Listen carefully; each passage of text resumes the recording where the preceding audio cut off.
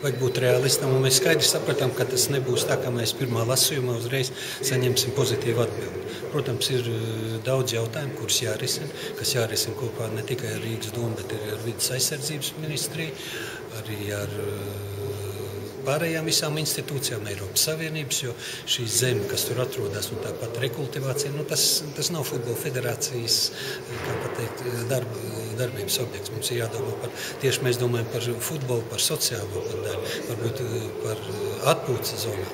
Kā tas tālāk tiks projekts virzīts, es domāju, ka mūs uzņem pozitīvi, ka izklausīja, un tāpat pie šī jautājuma mēs noteikti atgriezīsimies, jo, Kas būs nākamais solis no futbola federācijas puses? Mēs izanalizēsim šos piedāvājumus tieši atkal otrais par Kleistiem un par Ziepnieku kalnu. Kaut arī es uzskatu, ka šis te projekts tieši viņš ir visperspektīvākais.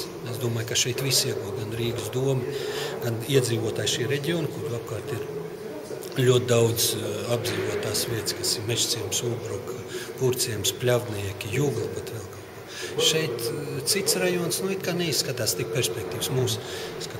Bet, ja tur būs tāda nepārvarama šķēršļa, skaidrs, meklēsim cits variants. Vai pēc šīs tikšanās neizskatās, ka mums atliekās vēl pa pāris gadiem jaunu stadionu būvniecību?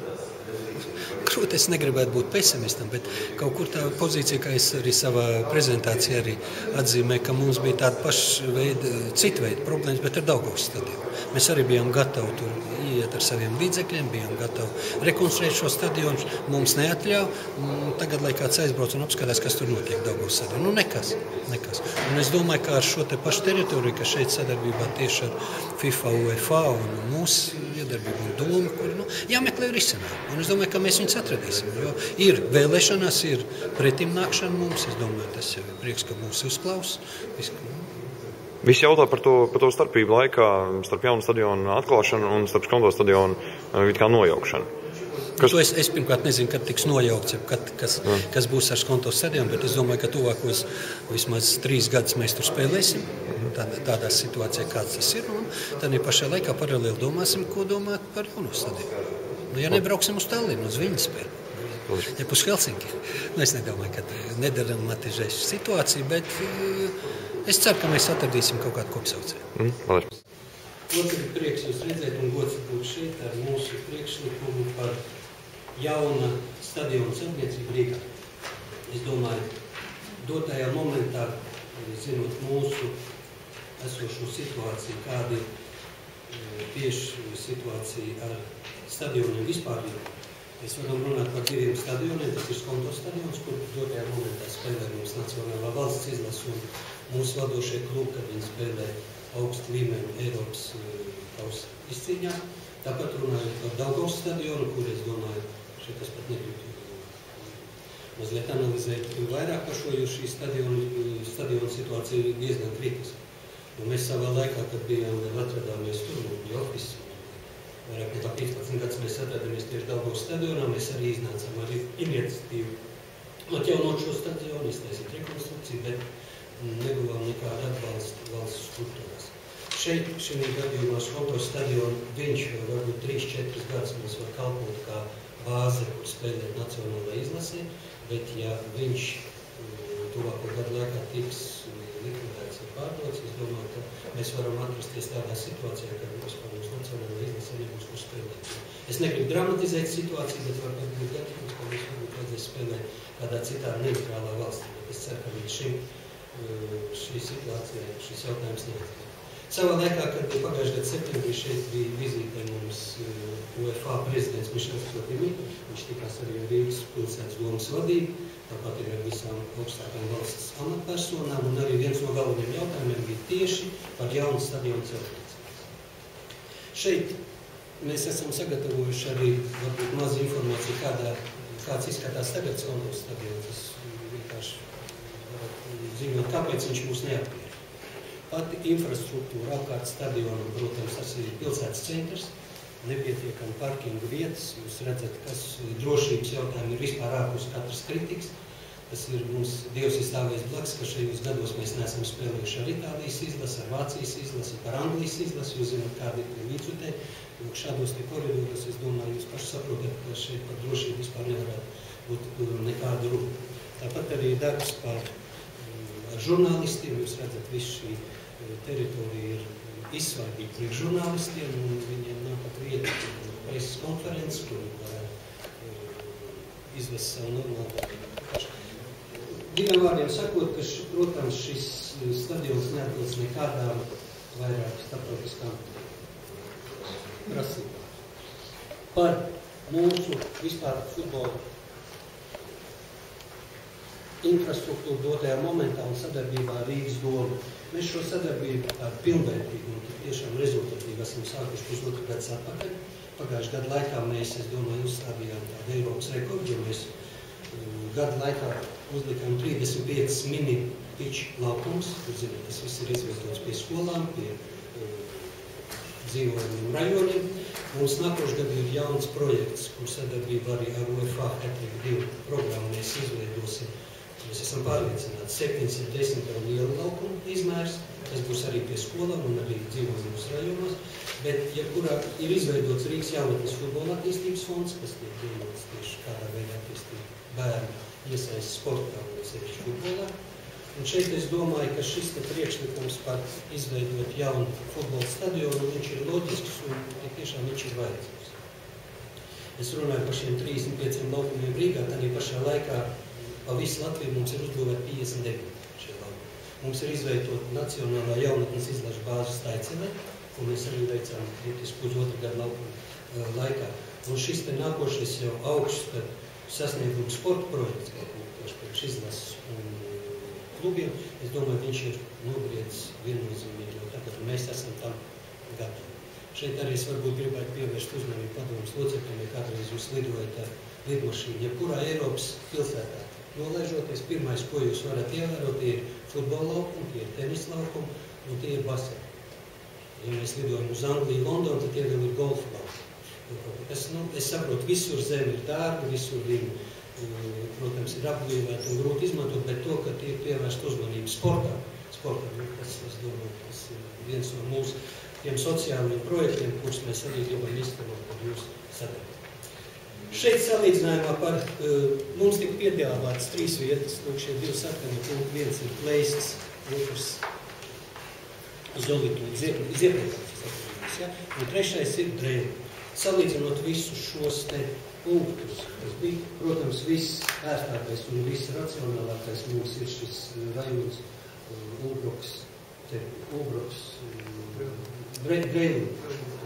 Jo šeit ir 250,000 iedzīvotāji šī rajonā. Šeit ir ļoti labs sabiedriskais transports. Tāpat arī, kad mēs dzirdējām šo prezentāciju pirms tam, tas arī ir kontekstā ar šo te arī rajonu. Tāpat ir blakus slimnīca, ir viss veidi parastie transporti, trolejbus, autobus, mikroautobus un tā tālāk. Kur mēs redzam vēl viens ir kā mīnus, bet no otras puses tas ir plus. Protams, jūs zināt, šī teritorija, šī vietā viņa savā laikā un tagad viņa tiek izmantot kā izgāstu. Un, lai šo teritoriju apgūtu, ir vajadzīga, protams, šīs zemes rekultivācija.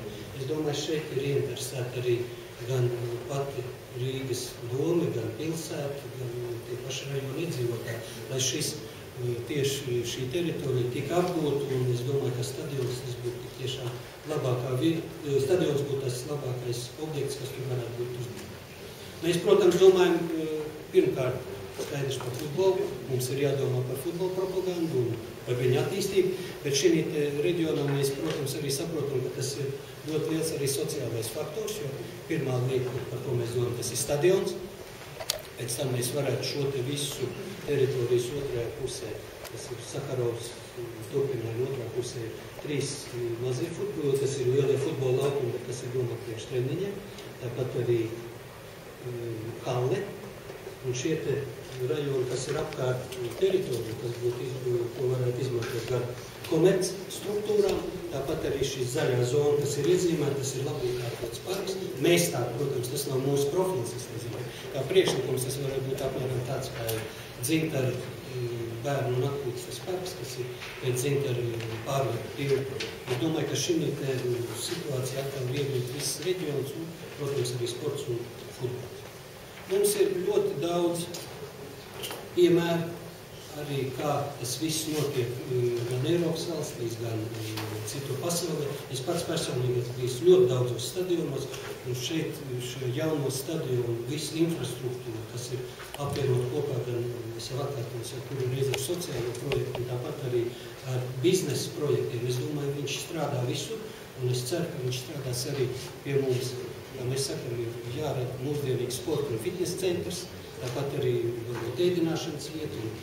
Ja mēs domājam par šo, es atkal neesmu inženieris un neesmu tāds projektētājs, bet šis kalns, kas izveidosies pēc šīs rekultivācijas, kāpēc gan ne, var izmantot kā slalomu kalnu, kur, es domāju, Rīgas iedzīvotāji varētu izmantot viņu tālāk, savas fiziskās kondīciju uzlabošanu. Protams, lai nodrošinātu papildus naudas plūsmu stadionu būvniecībā, jārisina mums daudz jautājumu ar komercdarbības piesaistīšanu šim projektam, bet dotajā momentā, es domāju, gan futbols, gan sports, viņš patreiz ir ciešā saistībā ar komercprojektiem, un šeit, es domāju, ja mums būs atbalsts, mēs patreiz varēsim domāt, kādā veidā piesaistīt šos līdzekļus. Par iespējamiem plusiem vēl kaut ko. Tas ir viens no variantiem, kā tas tiek izmantot citā valstīs. Arī mēs redzam kā projektu, ka šo te iedodumu, kas mums būs pēc kas izveidosies pēc rekultivācijas, ko var izmantot jau kā dabīgu tādu, kā reljefu izmantošanu, kad mums stadions atradīsies jau tādā tā kā īrtā. Tur būs vieglāk izdarīt visus šos plānojumus un izbūt stadionu. Un šis arī piemērs, kāds tas ir, es nemantos, tas ir stadions kaut kur Šveicē. Par projektu finansēšanu. Tas ir ļoti aktuāls jautājums. Pēc mūsu aplēsēm apmēram stadions pirmkārt arī ir doma stadionu celt lielāk kā 10,000 skatītāju. Jūs atceraties, savā laikā Daugavas stadionā mums bija 20,000 vecajā, kad Daugavas 60. 80. gados spēlē, tad viņš arī bija pārpildīts, bet būsim realisti, es domāju, ka tieši priekš futbola lielāks par 10,000 mums nevajadzētu. Pēc UEFA aprēķiniem apmēram jebkura stadiona vieta, viena vieta varētu maksāt, es nemaldos, 1500 eiro. Un šeit tas nav runa tikai par stadionu, bet tieši tas sporta projekts varētu maksāt 25 miljoni. No kurienes finansējums? Protams, mēs ceram uz Rīgas domas atbalstu ar zemi un šo te infrastruktūras izveidi, par Eiropas Savienības fondu pienesījumu, tieši mūsu futbola federācijas finanses. Varbūt dotajā momentā šī situācija nav no tām vieglākajām un labākajām, kā tas notiek, kā tas ir visā pasaulē, bet es ceru, ka ar UEFA ir jauni projekti tieši par televīzijas un marketinga tiesību centralizācija. Es ceru, ka šie līdzekļi mums arī parādīsies un būs lieli. Par UEFA FIFA finansējumu, es domāju, mēs dotā momentā viss tiek arī balstīts uz šiem finansējumiem, par sportu savu piesaisti, plus stadionu nosaukumu pārdošanu, privātu ieguldījumu, bankas aizņēmumu, plus es esmu pārliecināts, ka vai vēl mums atkal ne tikai būs Skonto, kas spēlēs Eiropas kausos, bet arī būs stiprs futbola klubs arī Rīgā, kas pārstāvēs tieši Rīgu. Šeit mēs arī esam atzīmējuši šo mūsu publiskās un privātās partnerības principus. Sākumā iet runa par zemes nodošanu Futbola federācijas ilgtermiņa lietošanā, pēc tam ir Futbola federācijas UEFA un FIFA atbalsts piesaistīt, tāpat starptautiskās kompānijas. Un šeit, ko mēs iegūstam dotajā momentā, kā Futbola federācija un Rīgas pilsēta iegūst starptautiskām prasībām atbalstošu stāvu. Kompānija, tālāk mēs runājam jau tiesības operēt pārējā teritorijā, esošo infrastruktūru uzlabojot un tāpat arī novirzīt šo visus ieņēmumus uz stadionu uzturēšanu un pašu finansēšanu. Šeit mēs arī varam, tas varētu būt izdevīgi investoram, jo ja investors gribētu izmantot šo te zemi un sadarbībā ar Rīgas domu kaut ko izveidot tādu biznesa struktūru, tad viņam, protams, vajadzētu ieguldīt daudz vairāk līdzekļus un tā atmaksa par peļņas gūšanu būtu pavisam citādi. Šeit šī gadījumā ar stadionu, es domāju, šī schēma strādā visur pasaulē, visur Eiropā, un es domāju, ka to mēs arī varētu izmantot. Es arī varētu piemetināt līdz ar to, ka 2018. gadā, jūs zināt, ir Krievija piešķirtas tiesības organizēt pasaules čempionātu futbolā. Šeit šis te mūsu Latvija, Rīga varētu būt kā starposms, kur mēs varētu pafantazēt, uzaicināt lielu mērogu izlases, kuras ar lielāko prieku aklimatizētos un spēlēt labos apstākļos un tāpat arī gatavotos šiem te lielām sacensībām. Šeit kā piemēram mēs arī minam citas valsts, varbūt, kad mums blakus stadionam ir tie 3 treniņu laukumi par šo te laukumu izmantošanu. Ir tāds Dana Cup, ir Kopenhāgenā ļoti daudz notiek bērnu turnīri. Mums te Rīgā šodien rīt sāksies ļoti liels Rīgā Cup arī kauss, kur ja es nemaldos, tagad ir kaut kur 20 komandu, bet ja mums būs tādas iespējas uzņemt vairāk komandas, es domāju, ka šeit mēs varētu arī iegūt Rīga kā viens no pēļņu savotiem, kas ir sporta turisms, kas ir daudz no svara, un uz Rīgu brauc ar lielāko prieku brauc un piedalās mūsu rīkotajās sacensībās. Skaidrs, vajadzīgi ir labi infrastruktūra. Un beidzamais kā projekts, kā mēs to plānojam, realizācijas secība, kas jau principā ir jau tiek skaņots ar Rīgas domes vadību un pārstāvjiem, ka mēs iesākām 2011. gadā, un mēs arī tagad darām. Tiek izstrādāt detalizētu projektu finansēšanu un schēmu laika grafiks. Protams, ir jāizsludina starptautisks konkurss, lai mēs varētu runāt arī par zemes kultivāciju, tāpat arī rekultivāciju, tāpat arī par stadionu projektēšanu un izbūvu. 2012. gadā tikt veikt rekultivācijas darbi un zonējumu maiņa, par metu konkursu uzvarētāju noskaidrošanu. Tāpat arī jādomā par, protams, tas nav mūsu projekts, par Saharovu vielu un lielvārdas ielu projektēšanu. Tāpat arī 2013. gadā turpinātos rekultivācijas darbību un projektēšanai. Tad 2014. gadā mēs varētu, ja viss notiek tā labi, šo projektu iesākt. Ja viss beidzās un laimīgi viss tas notiek, tad 2015. gadā mēs visi padomā ar lielāko prieku uzaicināt uz atklāšanas spēli Rīgā. Protams, tas ir tāds, lai domāt liels mērķis.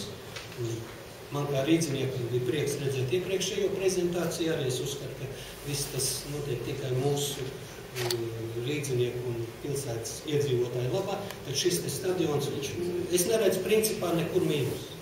Ja šīs vieta tiks izmantot un mēs varēsim uzcelt par modernu un mūsdienīgu stadionu. Šeit kā maz piemēru mēs varbūt arī gribam papantezēt, varbūt arī pēc 5 gadiem mēs tāpat arī ar satelītu uzņēmumiem varēsim parādīt, kā Rīgā mums ir uzcēlies jauns stadions. Šis ir piemērs no Barcelonas, tas nav stadions no Camp, tas ir otra komanda, kas spēlē arī Spānijas Premjerlīgā, tā Espaņola, bet šeit 6 gadu laikā šis stadions tika veikts un principā izņemot to, ka tur nevajadzēja veikt rekultivācijas darbu, viss šis darbs ir tāds pat kaut kur analoģisks mūsu projektam.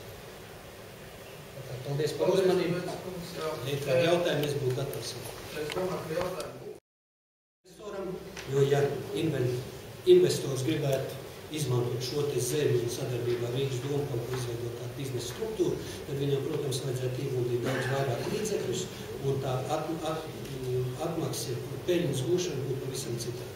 Šeit šī gadījumā ar stadionu, es domāju, šī schēma strādā visur pasaulē, visur Eiropā, un es domāju, ka to mēs arī varētu izmantot. Es arī varētu piemetināt līdz ar to, ka 2018. gadā, jūs zināt, ir Krievijai piešķirtas tiesības organizēt pasaules čempionātu futbolā. Šeit šis te mūsu Latvija, Rīga varētu būt kā starposms, kur mēs varētu pafantazēt, uzaicināt lielu mērogu izlases, kuras lielāko prieku aklimatizētos un spēlēt labos apstākļos un tāpat arī gatavotos šiem te lielām sacensībām. Šeit kā piemēram mēs arī minam citas valsts, varbūt, kad mums blakus stadionam ir tie 3 treniņu laukumi par šo te laukumu izmantošanu. Ir tāds Dana Cup, ir Kopenhāgenā ļoti daudz notiek bērnu turnīri. Mums te Rīgā šodien rīt sāksies ļoti liels Rīgā Cup arī kauss, kur ja es nemaldos, tagad ir kaut kur 20 komandas, bet ja mums būs tādas iespējas uzņemt vairāk komandas, es domāju, ka šeit mēs varētu arī iegūt Rīga kā viens no pēļņu savotiem, kas ir sporta turisms, kas ir daudz no svara, un uz Rīgu brauc ar lielāko prieku brauc un piedalās mūsu rīkotajās sacensībās. Skaidrs, vajadzīgi ir labi infrastruktūra. Un beidzamais kā projekts, kā mēs to plānojam, realizācijas secība, kas jau principā ir jau tiek skaņots ar Rīgas domes vadību un pārstāvjiem, ka mēs iesākām 2011. gadā, un mēs arī tagad darām. un tiek izstrādāt detalizētu projektu finansēšanu un schēmu laika grafiks. Protams, ir jāizsludina starptautisks konkurss, lai mēs varētu runāt arī par zemes kultivāciju, tāpat arī rekultivāciju, tāpat arī par stadionu projektēšanu izbūvu. 2012. gadā tikt veikt rekultivācijas darbu un zonējuma maiņa, par metkonkursu uzvarētāju noskaidrošanu. Tāpat arī jādomā par, protams, tas nav mūsu projekts, par Sakarovu vielu un Lielvārdas ielu projektēšanu. Tāpat arī 2013. gadā turpinātos rekultivācijas darbību un projektēšanai. Tad 2014. gadā mēs varētu, ja viss notiek tā labi, šo projektu iesākt. Ja viss beidzās un laimīgi viss tas notiek, tad 2015. gadā mēs visi padomā ar lielāko prieku uzaicināt uz atklāšanas spēli Rīgā. Protams, tas ir tāds, lai domāt liels mērķis.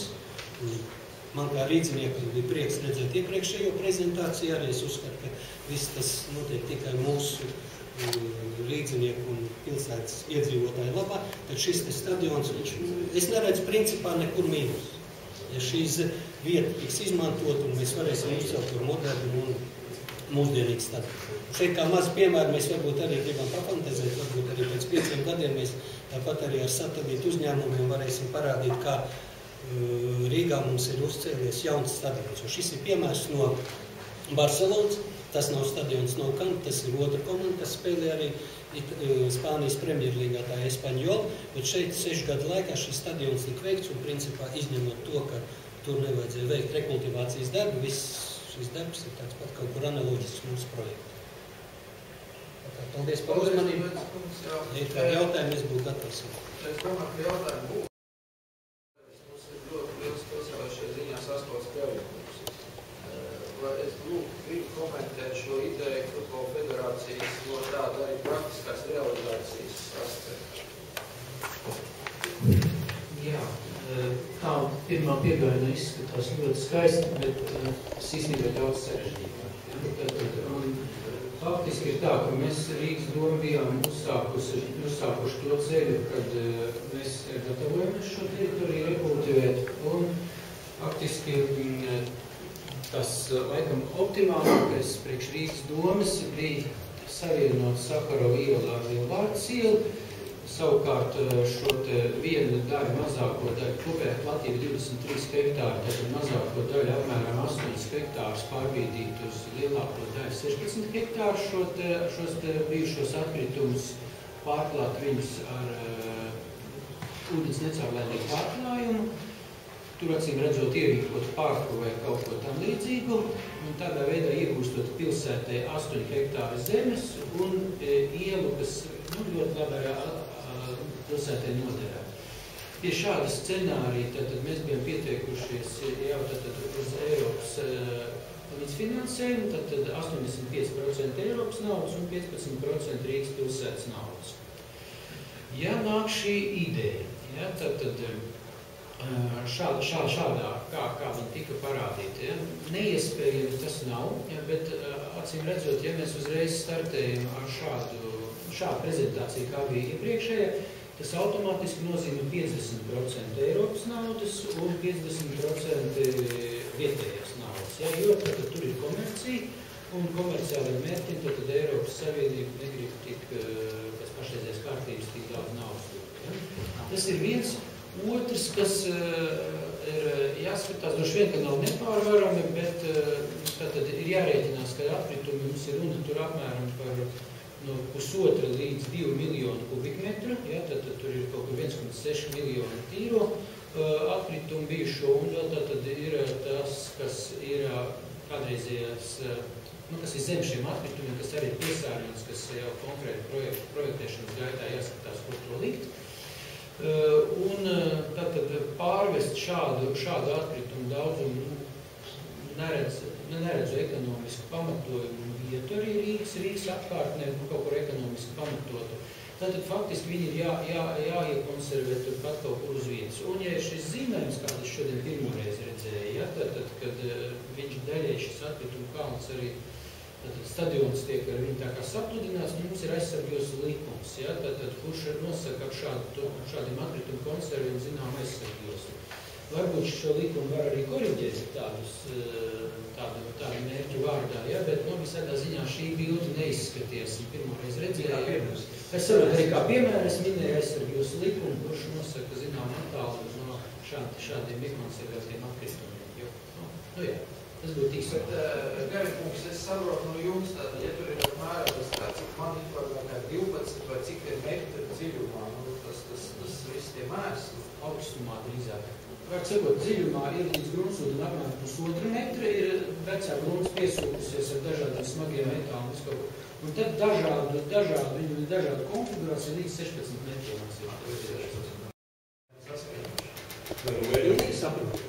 Mēģinot šo lietu nesarežģīt finanšu aprēķinu jautājums ekonomiskās. Te mīnus ir, es nezinu, kas tās par teritorijām tās aplūst. Tas ietekmē. Bet, transporta infrastruktūra tā tālāk, ņemot vērā, ka tas trešais tiešā kāda ir būvēta. Un tad jautājums ir, cik maksā, cik sadārdzinās tā celtniecība potenciālā Zirmniekalnā par to, cik ir papildus līdzekļi jāiegulda, lai šo stadionu varētu būvēt un ir rekultivātā teritorijā. Viss ir diezgan vienkārši. Jā, vienkārši. Paldies. Es nedomāju, ka mums vajadzētu šobrīd skaitīt tie cipari, lai to dara federācija, jā, un tiešām mēs kontaktējamies pusotru gadu laika federācija arī par šo projektu, un federācija izvērtē, un tas ir federācijas izvēle, šīs deglināt pieejas zemes gabals, jā. Runājot par komerciju.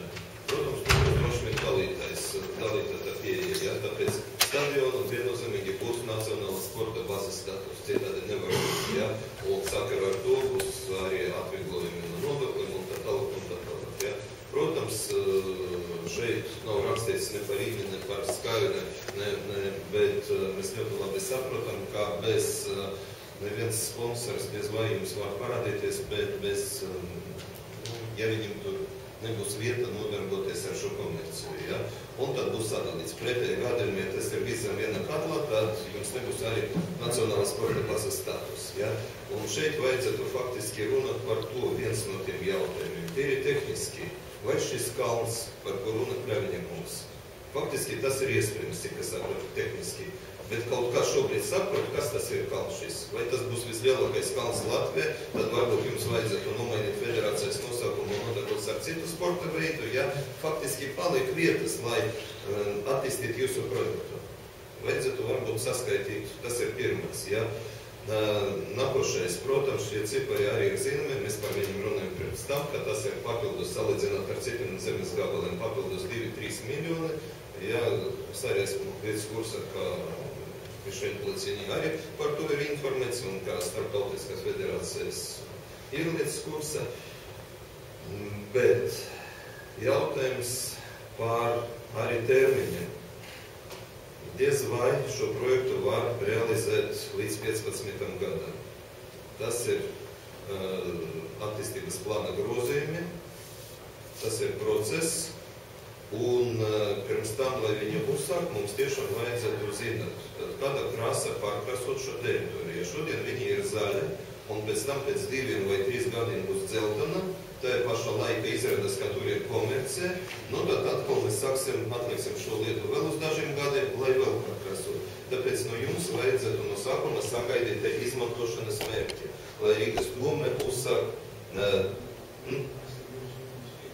Jā, nu, un, protams, par ko sastāv visas šīs skaistas, es atvainojos bildes un prezentāciju, viņa tiešām ir ļoti laba, jums vajadzētu to korigēt atbilstošu likumdošanai. Droši vien neterējam laiku uz likuma grozījumiem.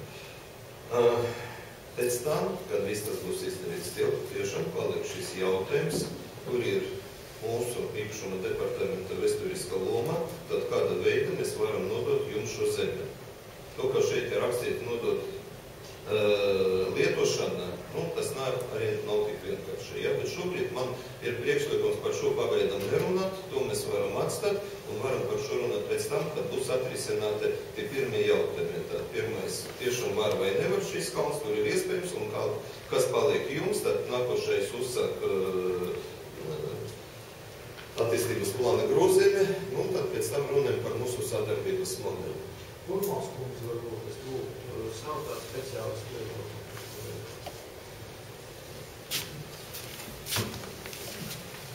attīstības vēlēšanas, jo tas ir nopietni. Jā, labdien. Es varbūt gribētu mazliet ieviest skaidrību arī, teiksim, Latvijas futbola federācijas vēstulē teiktajam, ka viņi izsaka neizpratni, kāpēc, piemēram, stāvparku izveidošanai šī teritorija ir tā kā izmantojama, un tāpat arī daļa ir paredzēts nodot pilsētbūvniekam uz dzīveno māju kompleksu daļas būvniecībai. Es to vēsturi bišķiņi gribētu pastāstīt, ka šobrīd pēc teritorijas plānojuma, kas ir apstiprināts aizpagājušā gada, jau augustā, kas ir grozījumi 6. 18. gada plānojumam, šī teritorija, viss tā kā Buraukungs teica, ir apstādījuma un dabas teritorija. Iepriekš 6. 18. gada plānā, kas bija pirms grozījumiem, tad plāns paredzēja, ka šo teritoriju pēc rekultivācijas varētu paredzēt apbūvei, un tātad izmantošana šeit bija jauka sabūves teritorija ar apstādījumiem, un daļai arī tātad šī stāvparkam paredzētā teritorija, kas tika zonēta kā tehniskā sabūves teritorija. Tad, kad mēs veicām grozījumus, mēs saņēmām no toreizējā vides departamenta vēstuli, kurā tātad mēs šīs problēmas tika aprakstītas, ka tātad šīs rekultivācijas rezultātā ir jāveido šīs izolējošais slānis, kuru būvniecības rezultātā varētu sabojāt, un līdz ar to arī šis piesārņojums turpinās izplatīties. Līdz ar to tas ieteikums bija šo teritoriju zonēt kā apstādījumu dabas teritoriju, ko mēs arī izdarījām. Tātad šobrīd, ja mēs saprotam, ka tīri tehniski varbūt, cik šī rekultivācija vēl nav veikta, būvniecība ar rekultivācijas pasākumiem varētu tikt veikt vienlaicīgi, un tātad tas ir tīri tehniski iespējams, bet, kā jau Buraukungs minēja, tātad ir šie nepieciešami šie teritorijas plānojumi grozījumi. Kas aizņems, gribētu teikt, gadu tas ir minimums, ja mēs uzstātu šodien, aptuveni pēc prakses tie ir vismaz 2 gadi, jo vienai teritorijai mēs droši vien šo izmantošanu nemainīsim, un līdz ar to arī teritorijas plāna grozījumus neuzsāksim. Tāpēc tas ir būtisks šķērslis, un laika ziņā, un arī šīs finansiālās izmaksas, kas ir saistītas tieši ar šīs teritorijas sagatavošanu būvniecībai, droši vien ir ļoti pamatots arguments, kādēļ šo teritoriju varbūt arī tomēr atstāt, teiksim, kā apstādījumu un dabas teritoriju. Pilsēta var izmantot publiskās ārtelpas, labiekārtošanai un šie mikrorajonu iedzīvotāji kādā veida izmantošanai tieši šādos nolūkos. Par tām 2 teritorijām es gribētu teikt, ka no izmantošanas viedokļa vispiemērotākā ir Flestu teritorijas daļā, bet es saprotu, ka tas ir vis tālāk no centra, jo tā ir jauka sabūves teritorija un tur ir visplašākās iespējas šādi būvas veidošanai, kurā varētu ietilpt gan komerces funkcija, gan šī sporta funkcija, gan arī visas citas funkcijas, jo tur ir viss viena izmantošana, kas attiec uz Ziepnieku kalnu, tad tur ir 3 dažādas izmantošanas šim zemes gabalam. Tur ir gan publiskā sabūves teritorija, dzīvojumā, kas aizņem lielāko teritorijas daļu, un daļa arī ir jauka sabūves teritorija. Teorētiski visās šajās izmantošanās ir iespējams sporta būvi, ir iespējama komerces darbība, vienīgi šī sadalītā izmantošana varētu apgrūtināt, teiksim, šīs būvas izvietojumu zemes gabalā, jo šīs robežas būs jārespektē. Ja tās ļoti būtiski traucēs, tad atkal tie ir diemžēl grozījumi, ka aizņems attiecīgi ilgu laiku. Paldies! Varbūt ekonomēt patreiz laiku, dažreiz mums paldies šodien par šo prezentāciju, jo tas būs jautājums padomus locekļiem, bet es piedāvāju jums kā futbola federācija pie šī pirmā, nulles lasījums, vēlreiz izvērtēt sekojušas aspektus. Gan bija tomēr visas 3 vietas, kuras Rīgas doma arī ieskaitot šo te zaļo vielu vēl vienreiz, bet ņemot vērā, ka mēs ļoti detalizēti apstājamies pie jūsu šīs izvēles. Un to, ko minēja arī Kravina kungs Tīmotiem vēstulē, kad arī visas tās ielas pagarināšana, tad reālā pieejamā teritorija nākotnē pat, ja mēs veicam visas darbības ar 8, kā Kravina kungs teiks, no cik 8-9 hektāri maksimāli var būt.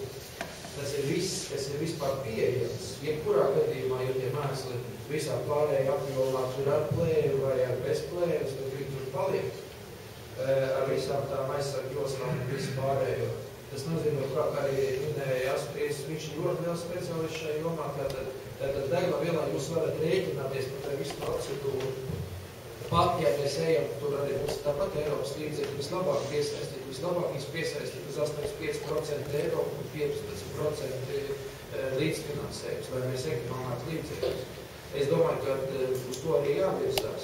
Un te pašā laikā izanalizēt, vai tie 8 hektāri nākotnē jums ir pieņemami. Otrs tomēr uztaisīt analīzi par šo Ziepnieku kalnu, par ko minēju, un par arī plējas. Pie Ziepnieku kalnā jau iesnā trasa, Dienvidu tiltu trasa tālāk, kas tiks izbūvēta, kā Dienvidu tiltu šī patreiz, teiksim, noslēdzošana 3. kārta, vismaz uz doto brīdi, kas ļaus diezgan lielu, teiksim, iespēju arī piekļūt šai vietai. Es varbūt aicinātu patreiz aprobežoties ar šo informāciju un lūgt vēlreiz, teiksim, kopā arī ar speciālistiem, kas nāksim jums noteikti pretī, bet vēlreiz tomēr izanalizēt, varbūt pēc mēnešiem 2 vai arī ātrāk, ja jūs būsiet gatavi, mēs esam gatavi atgriezties pie šī jautājuma atkārtot. Bet mēs gribam tiešām rezultātu, ticiet mums, bet tam rezultātam jābūt tiesiski, arī no visu šo te aspektu viedokļu, lai tas būtu ilglaicīgs. Paldies! Paldies! Tā, godātie kolēģi, šodien ir vēl viens jautājums, tas vajag būt vairāk.